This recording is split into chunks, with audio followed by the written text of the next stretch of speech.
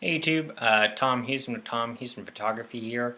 Today I'm going to talk about filters as part of the couple of videos I'm doing on filters. So this one I'm just going to talk solely about the different types of filters. And so let's begin. So first off, you can have a filter that screws into the front of your lens, or you can have a filter like this system in my last video that I'll put a link up over there. This is a slot filter, so this pane of glass plastic slides into the front of your lens on a filter holding device and does its stuff. So the different types of filters, this one that I showed earlier, this is a UV filter. So what this does is it blocks out UV light, which slightly changes the color of your skies to a little more blue. However, most of the time this is used to protect the front of your lens. I have one of these on all of my lenses. The purpose is so that if I smack my lens off a table or chair or something like that, I would hopefully break this and not my front element of my lens, because this is less than $100 to replace, but fixing a lens is a lot more than that, or having to buy a new one. Another type of screw-in filter I have is a circular polarizer. This is a special type of glass that cuts down on stray light. It only lets in a certain directional light, which cuts down on reflections off cars or windows or water. And it also, as I said, stops stray light, so it darkens your photos. I forget how much this darkens my photos by, but it allows colors to be a little more saturated, so your greens are more green, your blues are more blue. It's really good for landscape photography. That's why I had this, except this doesn't fit on any of my lenses anymore.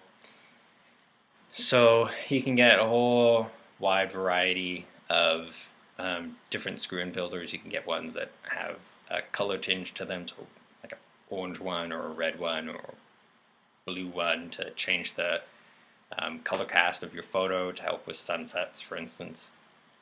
And I just got, as I showed in my last video, a Lee filter system. So this is my slot filter, or my slide-in filter. This one in particular is a graduated neutral density filter. So this has a gradient, so it goes from clear to dark. This one in particular is a 3-stop or a 0.9. So that means that at the top it blocks out 3 stops of light. This one in particular is also a soft grad, which means that the transition between light and dark is soft, so it's a larger transition, whereas a hard grad would be a smaller transition and more of a straight line across your filter. So that would be more if you're doing like a lot of seascapes where your horizon is perfectly straight.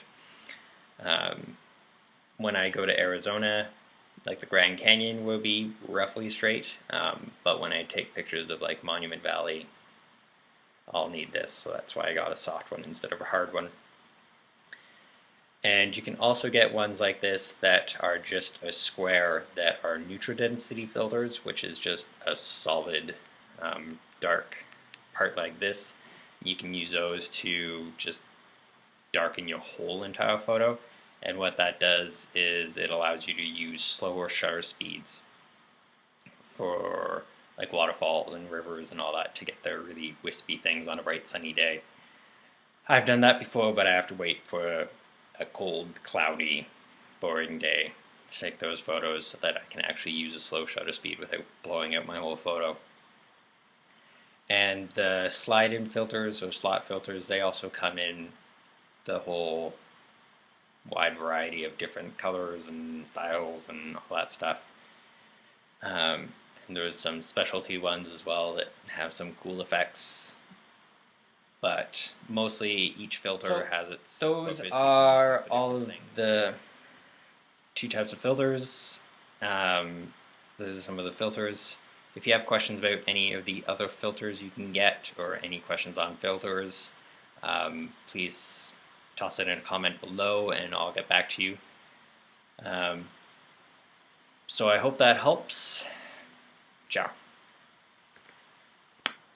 I forgot to say that I'll post my website and my blog as well as my Twitter account down below. So please subscribe or please follow me on Twitter. And I will be going to Arizona pretty soon, so I will be unavailable for about a week, and then I will be posting a whole bunch of stuff on Arizona. So hopefully I will take meticulous notes of what I do and where I go and all that stuff, so that I can come back and make some good videos to help any of you guys who are interested in also doing a photography road trip in the Southwest. So again, I hope that helps, and I will talk to you guys later. Ciao.